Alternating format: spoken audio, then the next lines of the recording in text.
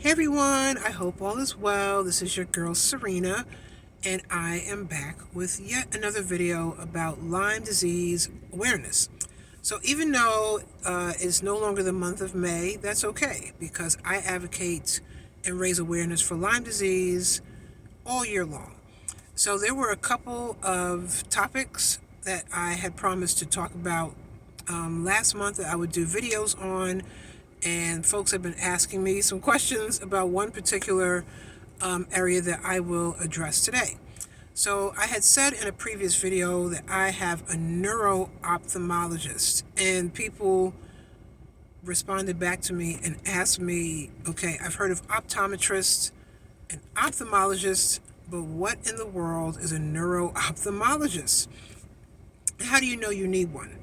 So there are levels of the eye doctors, just how we have a primary care doctor who we go to when we're sick or just some things may be going on or for follow-ups. And then there are times where they have to refer you out to a specialist. This is where, example, the optometrist, which is like the first level of eye doctors. You go there, you get your eye examined or eyes examined just to see the health of your eye, to see if you need glasses, if you don't need glasses. They do just some, tests to make sure that your eye health is good. They ask you some questions about your medical history, and then you move on. When I was 20 or 21 is when I had been seeing an optometrist just to get my eyes checked and my eyes examined, but my family has a history of wearing glasses, and I had to start wearing glasses when I was, I think, about 20 or 21. I remember I was in college, and when they said I needed glasses, I really was not shocked that I needed glasses. So I went to an optometrist for many years. Then came Lyme disease, and that was in 2012. So after I had gotten the MRI of my brain, and for those who don't know the history or just from past posts, I was diagnosed with Lyme disease December 2012. Right before the diagnosis, I had received an MRI of my brain and spine with and without contrast dye. You could look at the last post that talks about that. And long story short, my MRI was abnormal. There were 13 lesions in my brain, inflammation of the brain, etc. So because of that, I was having some visual disturbances as well. And I was also already wearing glasses. But my visual disturbances were different than what I had usually experienced. I remember now seeing flashing lights when there were no flashing lights. For example, I have floaters. Everybody has floaters in their eyes. You see floaters. But my floaters were really high. The number of floaters I was seeing was not right. It was just way too many floaters.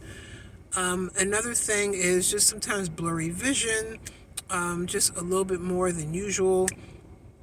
And also my eyes are very sensitive to bright lights. So there's a running joke that I love to be in the dark sometimes. When I was like in high school, I lived in the basement of my grandparents' and mother's house, and I loved it down there. It was like my den. So fast forward, now when I transition from a dark place or a pseudo dark place to like those bright white halogen lights or just a bright lamp, it takes longer for my eyes to transition than it would someone who has good eye health. So bright lights are, my eyes are just very sensitive to them. And, I love when the sun is out, but sometimes I have to always wear sunglasses outside because of that sensitivity. So the optometrist is like the base level of getting your eyes looked at. The next level up is an ophthalmologist. And they are the ones that are now looking at your eye health, and they work with people that have eye health problems. Those may be people with cataracts, glaucoma, dry eye syndrome. There's actually a dry eye syndrome. Eyelid conditions, styes. and the list goes on. Now, the difference between an ophthalmologist and a neuro ophthalmologist, we now have the word neuro, so neurological in there.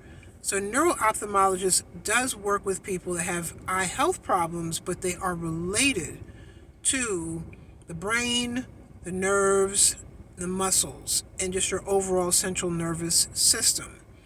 So those are the ones like me. You see bright lights. You have an abnormal amount of floaters that you see in your eyes. You see spots. Sometimes you see things that may be moving that are not moving.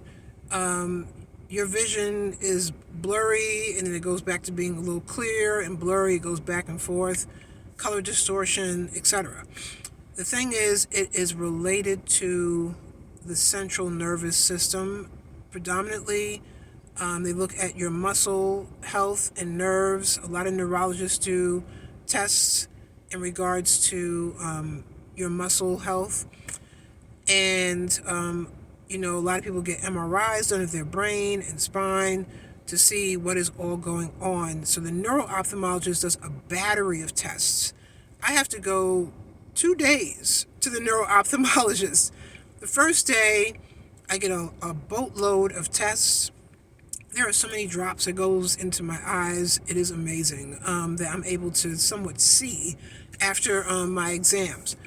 And because I have to wear glasses, I get tested, of course, and we see what kind of glasses I need, the prescription. Then what they noticed on my very first visit in 2013, it was like January, February 2013, to the neuro ophthalmologist, when he looked through my eye, because there is a way that they do a test that looks at the health of your entire eye, all the way back in the back of your eye. There was something they saw back there, and I don't know the exact medical terminology, that triggered an alert asking him asking me, does my family have a history of glaucoma? And I said, no, my family does have a history of cataracts, but not glaucoma. So he said what he saw in the back of my eye, some people are actually born with it. So he said this had nothing to do with Lyme disease. So, I told him I wish everybody could see a neuro-ophthalmologist. This could prevent a lot of people that have the glaucoma. You can catch it early on. So I have to go back on a second day to get glaucoma testing. So you have to do like 2 separate appointments, see the neuro-ophthalmologist. And, you want to get referred to one. You always are referred out to a neuro-ophthalmologist, either from your neurologist, a specialist, or your primary care doctor, or even like the optometrist or ophthalmologist. They will refer you to a neuro-ophthalmologist. So that's the 3 levels. You have an optometrist, an ophthalmologist, and a neuro-ophthalmologist. And I wanted to just break down and share what the difference is, and how a lot of people with Lyme disease, those who have autoimmune disorders, that have visual disturbances, that have central nervous system disorders or disturbance within their central nervous system, see a neuro-ophthalmologist to make sure their eye health is okay, or they maintain their eye health through the neuro-ophthalmologist, and even get treated if the eye health does need to be treated. So that was a mouthful, I know, but I wanted to come on here so people know what the difference is. If you see an optometrist and you think there's something a little off, and talk to your optometrist about it, and they may refer you out to an ophthalmologist just to make sure everything's okay. But again, people who have disorders and disturbances of the central nervous system are referred out to a neuro-ophthalmologist. All right, so that is my time. That is my teaching moment for the day. I've seen a neuro-ophthalmologist for years now. He's fantastic. And I actually have an appointment this summer with another ophthalmologist, neuro-ophthalmologist, because of the insurance change. I talked about that in a post with my insurance changing. Some of the specialists I've been working with for years cannot accept my insurance, unfortunately. So I have been working with new or newer doctors. So we'll see how this appointment goes. The other thing before I go, to get an appointment for a specialist like a neuro ophthalmologist takes time. I booked my appointment 2 weeks ago to see the neuro ophthalmologist. The first opening wasn't until the beginning of August. So, yeah, we're talking 2.5 months away. That was 2 weeks ago. It's now the beginning of June. And that's the case sometimes with a lot of specialists like neurologists and things of that nature, and especially with the pandemic, because they're seeing less patients. Some of them have longer hours, some don't. So some are seeing less patients depending on their staffing. So if you need to see a specialist, call today or call soon and get on the cancellation wait list. So if someone cancels, you could get bumped up and get an earlier appointment. All right, so that's really my time for today. Thank you for tuning in. Check out my website, divinewryte.com, and that's DIVINEWRYTE.com. It's my health and wellness coaching website where you can get tips about health conditions and ways to stay healthy, and also workshops about health and wellness and coaching services and workplace wellness programming.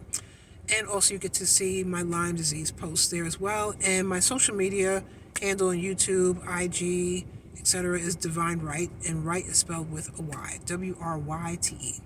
All right, God bless. Take good care, everyone, and have a blessed day. Bye.